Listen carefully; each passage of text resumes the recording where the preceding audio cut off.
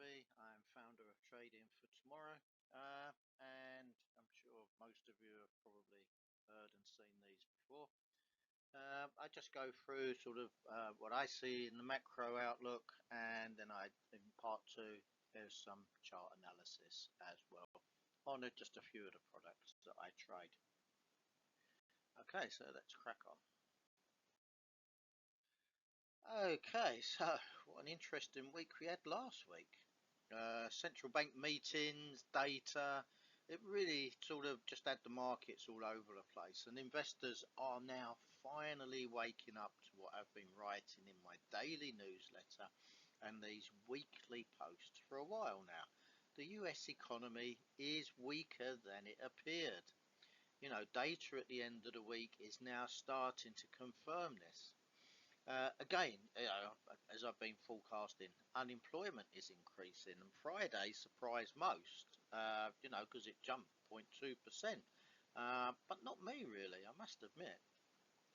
And of course, hopefully this is why you watch my YouTube posts each week, just to benefit from my insight. I'm not saying I get it right 100% of the time, but I get it right most of the time. And all I'm doing is just using my 50 years in the markets to help you hopefully prosper from all of this. So okay, let's take a better look and a closer look at last week's key data.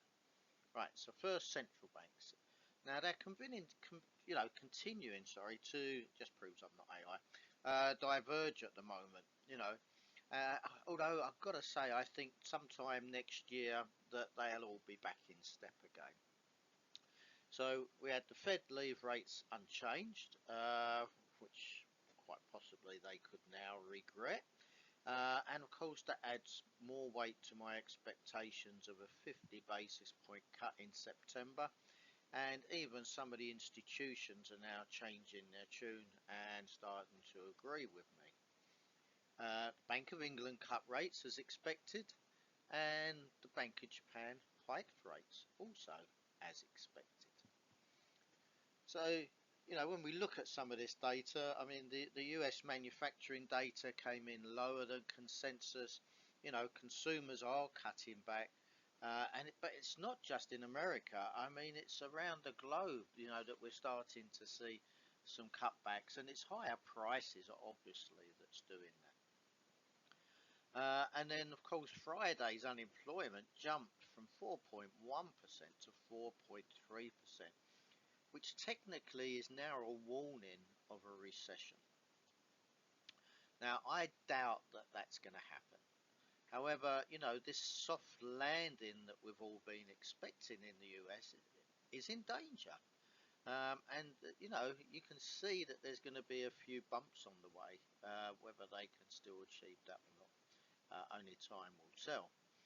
Now, as I keep mentioning week after week, full-time jobs are still being replaced by part-timers, and unemployment is at the highest level now for almost 3 years. And it's not just in the US. I mean, Eurozone unemployment increased as well. That's now at 6.5%. But, that's the bloc's average. So, if you look at the individual countries, you'll see some a little bit lower, but a lot higher as well. Now, I think we'll start to see sort of divergence between countries within the bloc, more and more on that unemployment sector. The German economy is still struggling, and although it looked ready to bounce back after Q1, it just hasn't managed it. And again, it's starting to drop again. So everything's sort of just looking a little bit more delicate, a little bit more fragile than it was.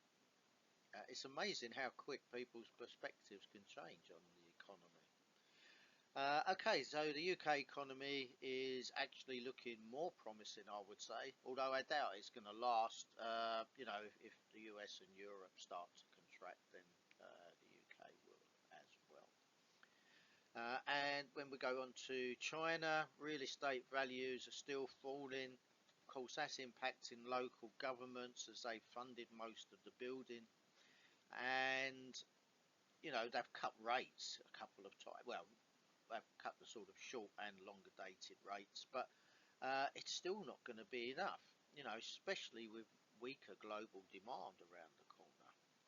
They rely on those exports. Now, something that I do sort of mention from time to time is that markets sort of tend to move slower than you expected, but then they react faster than you expected. And I think we're seeing that in the markets at the moment. Although, obviously, if you've been listening to these, you should have been prepared for all of this. I've been warning for so many weeks on all this.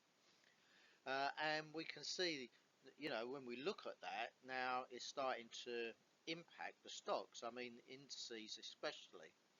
Nasdaq dropped 2.4% just on Friday. And that's around 10% in less than a month it's dropped now. And that's probably around about half of its overall rally this year. But I think the next few weeks is really going to be pivotal on where stocks finally go. Can they recover, or is this rally over?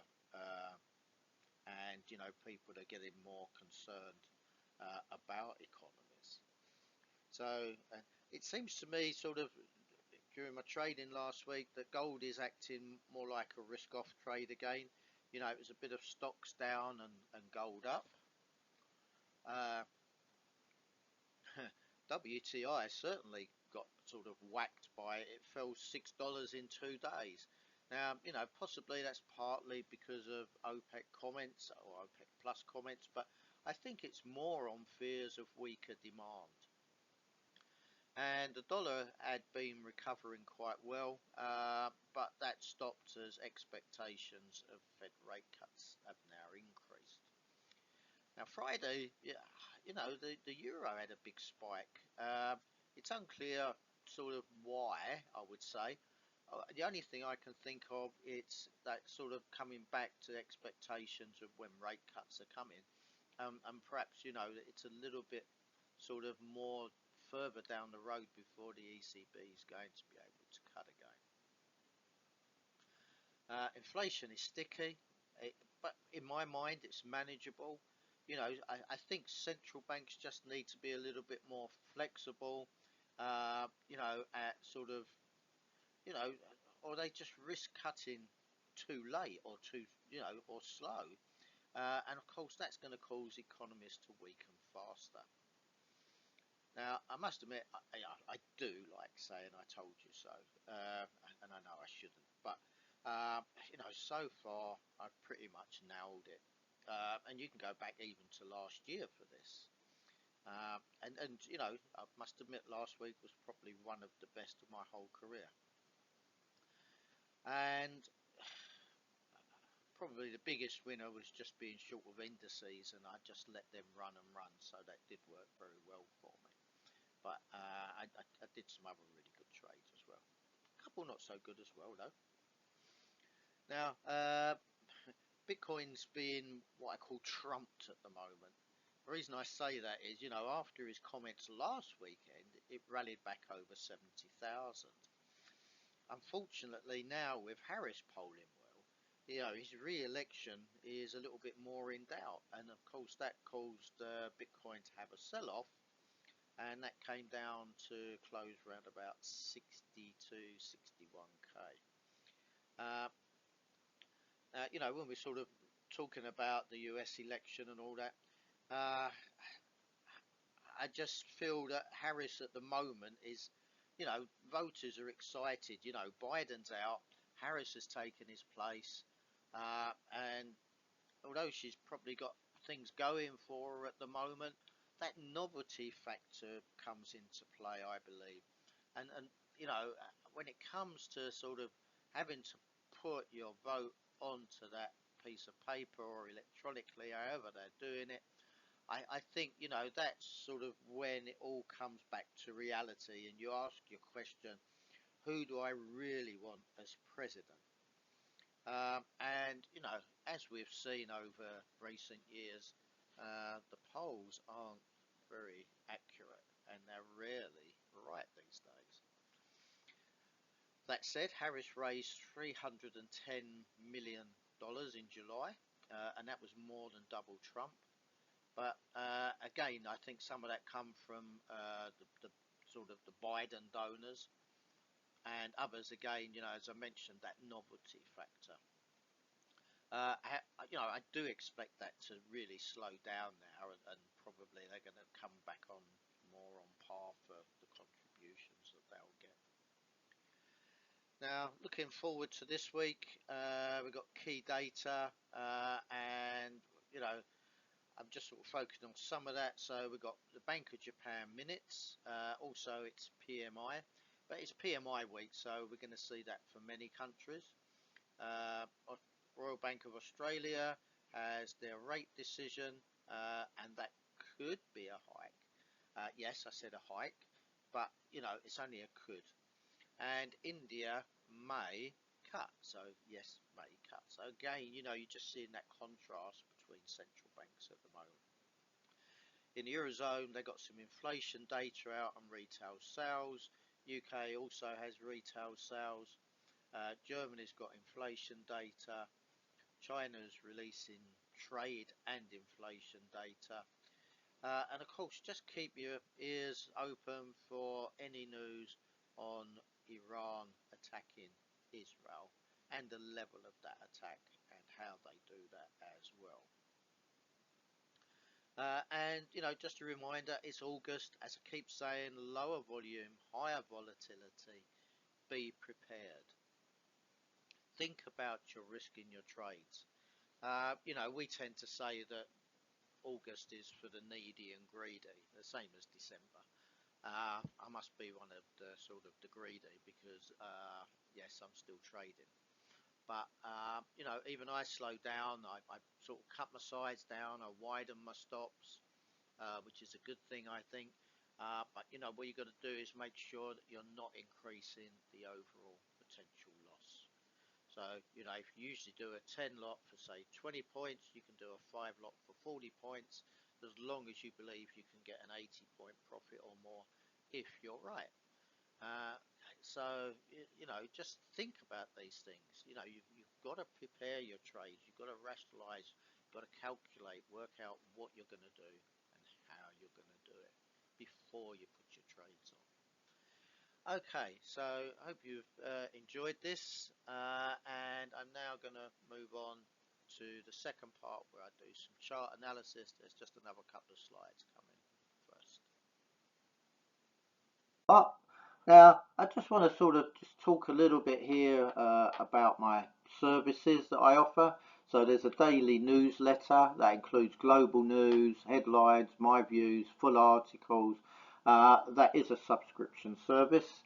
There's one-day workshops. This will help you to discover if trading could be your next career or even just a second income.